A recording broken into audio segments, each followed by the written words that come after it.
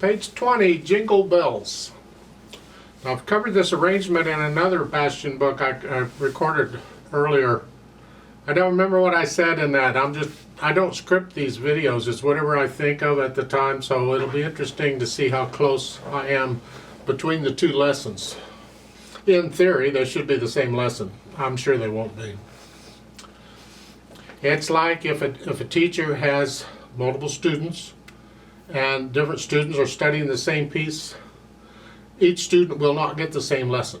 Each one gets their own individual lesson. It's up to the teacher, usually, right? Yeah. So this is interesting too. You'd have to go listen to the other video in the other Bastien book to compare them, and I'm too lazy to do that. Let's just talk about this piece. 4/4 time. It's got one sharp, so we're either in G major or E minor. Look at the end. Page 22. It's actually the third line down, the end of the third line where the double bars are. That's the end of the piece. And here, G major chord. I'd say it's in G major because that last line is like a coda. The piece ends at the double bars, but they put a coda on. It's a tail piece, and that's fine. It's like the introduction. So the introduction, you've got a C sharp and a D here, but it's got the 8 VA over it. That means you play it an octave higher, so instead of here, you go up here. And that dotted line goes for the whole measure, and so all three of those notes in that first measure up here. Plus, there's staccato, just nice wrist staccato. I'm bouncing off the keys, bump, bump, bump. And then the third measure over, there's no 8 VA here, so now it's rest, rest, just staccato. And then the next line, see the double bars at the end of the first line, that's introduction. It's like the coda, the piece starts in the second line. This is where that's where it starts. So here, stretch up, connect these, 4 and 1 and 2 and 3 and 4 and 1.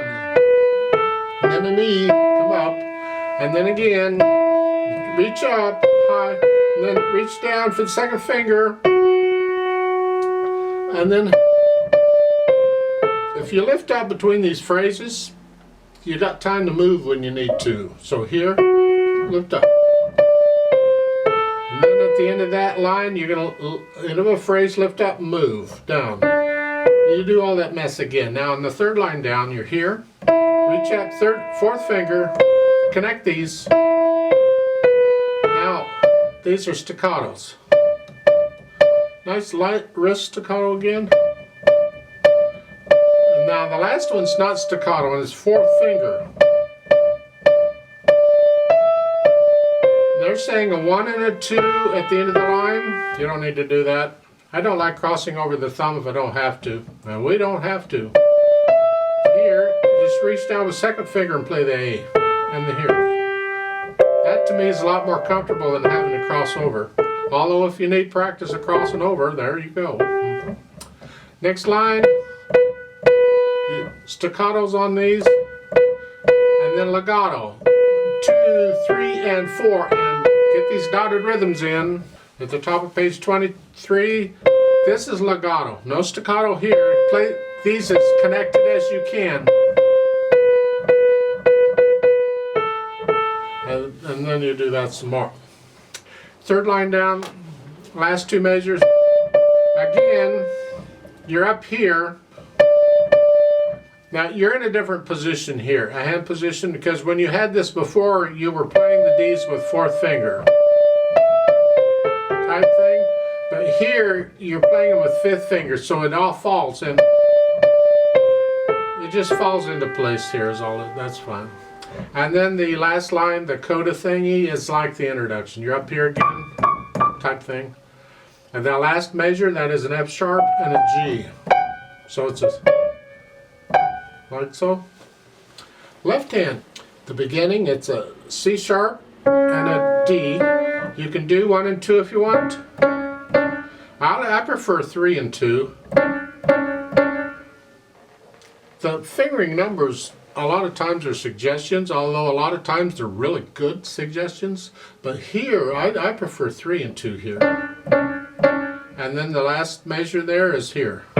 Just, And then back up to 5 and 3, and then rest, and then rest, rest.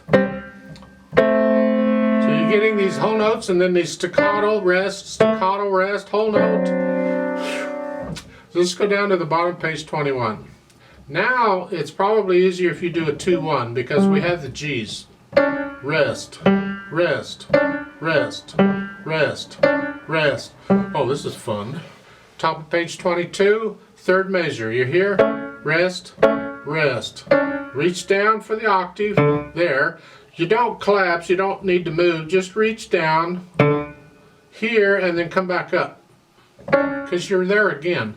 Now, if the notes in the second line were down here someplace, then when we come down, we could collapse the hand. But because we're coming back up here, then I recommend leave your hand where it is. Just go down, reach down for that one note, and then come back up. Third line down, last 2 measures. Here, reach down, and now come down a little for here. And then the last line, the coda thingy, you're here. I'd go back to 3 and 2, but you can do 2 and 1 if you want. And then you have the last 2 notes. You have a D and a G, but it has an 8V8 under it with the dotted line for both notes. Under means go down, so rather than here, you go here for the left hand. Not the right hand, just the left hand. So then you try and put them together. You're up here to start. Rest, rest. 2, 3, 4. Make sure you count that out. Those 3 beats of rest, we need a full 3 beats of rest. Don't cheat it. Second line.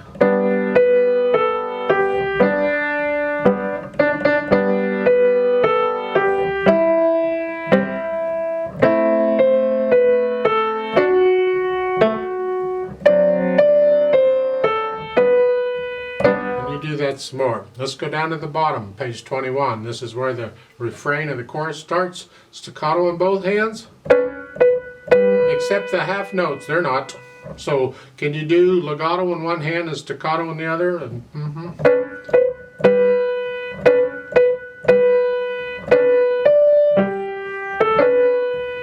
This sound wonderful. You get to over on page 22, you get some more of that. And then let's go down to the last line. You're up here again. Rest, rest. And that's supposed to be soft. Good luck with that. Gently. The dynamics, you got to get to know the piece, and then you feel the dynamics. What do you feel like it should be? Tempo-wise, you can find recordings of this. This is a well-known song. Make sure you bring out the melody. We want to hear the right hand when this melody comes in. Now, the first line, there's no melody. It's all, but this, keep the left hand soft.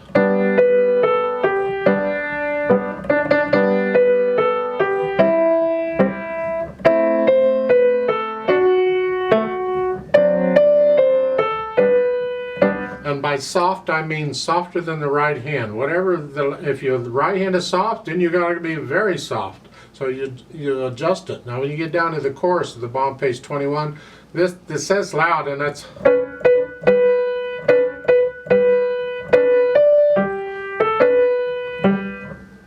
You'll have to decide, but keep the left hand softer than the right. I'd like to play this with you slowly. Double check the notes and the rhythms. Now because there's a page turn involved in this book, I'm only going to do pages 20 and 21 and I'm going to stop.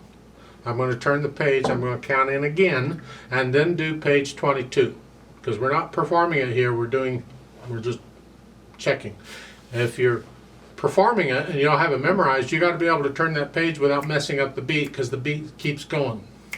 So you'll have to work out something that's not easy to do when both hands are playing, and you may have to turn that whole note in the right hand, the last note on page 21, turn that into a quarter note. So that way you can use your right hand to quickly turn the page. to turn that to go on. Otherwise, you're going to have to play the right hand and leave out notes in the left hand and turn the page, because you don't want to leave out melody notes. You got to have the melody, but you can leave out some of the other stuff if you have to. We don't want to leave out notes if we can help it, but sometimes you have to. So go ahead and put your hands where they go to start. I'll give us 4 counts. 1, 2, ready, go. Rest, rest, rest, rest, 2, 3, 4.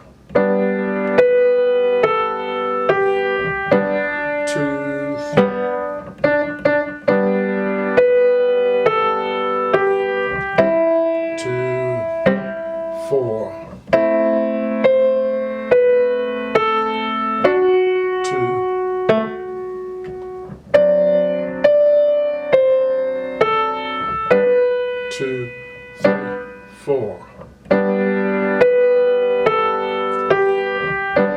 2,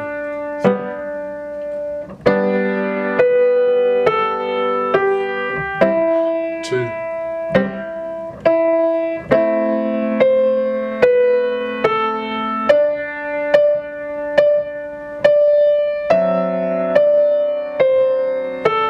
1, 2, 3, 4.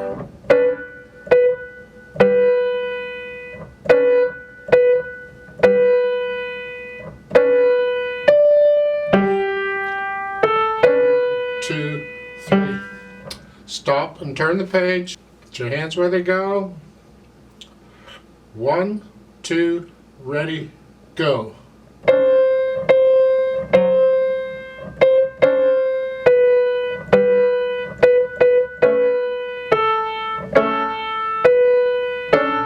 2, rest.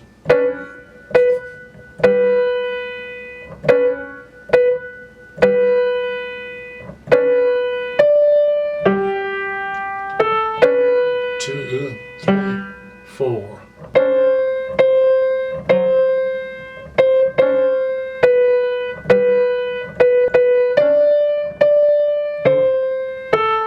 1, 2, 3, rest.